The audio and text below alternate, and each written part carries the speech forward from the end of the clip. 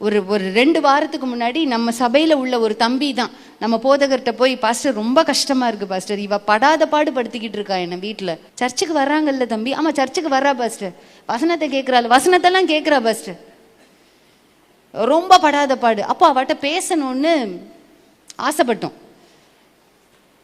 நல்ல பிரதிச்சமான பிள்ளை தான், பேசணும்னு ஆசைப்பட்டோம். அப்புறம் நியூ இயர் முடிஞ்சு ஒரு டைம் கிடச்சிது. அப்போ அவள் யதார்த்தமாக ஜெபிக்க வந்தப்ப அவளை பிடிச்சி வச்சு, எப்படி இருக்க, என்ன ஏது அப்படின்னு சொல்லி எல்லாம் விசாரிச்சுட்டு, நீ எப்போ பைபிள் வாசிப்ப அப்படின்னு கேட்டால் பைபிள் வாசிக்கிறது இல்லை. எப்போ ஜெபம் பண்ணுவேன்? ஜெபம் பண்ணுறது இல்லை. ஏன் ஜெபம் பண்ணுறது இல்லை? குழந்தை பிறந்திருக்கு, அதனால். குழந்தை பிறக்கிறதுனால பல் தேய்க்கிறத விடுறோமா, குளிக்கிறத விடுறோமா, ட்ரெஸ் மாத்துறத விடுறோமா, தின்றதை விடுறோமா? எல்லாம் செய்கிறோம்ல. இதை மாத்திரம் விடுறோம் அப்படின்னா இவங்க என்ன பாவம் பண்ணாரு?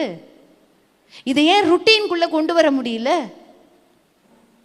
இதை ஏன் ருட்டீன்குள்ள கொண்டு வர முடியல?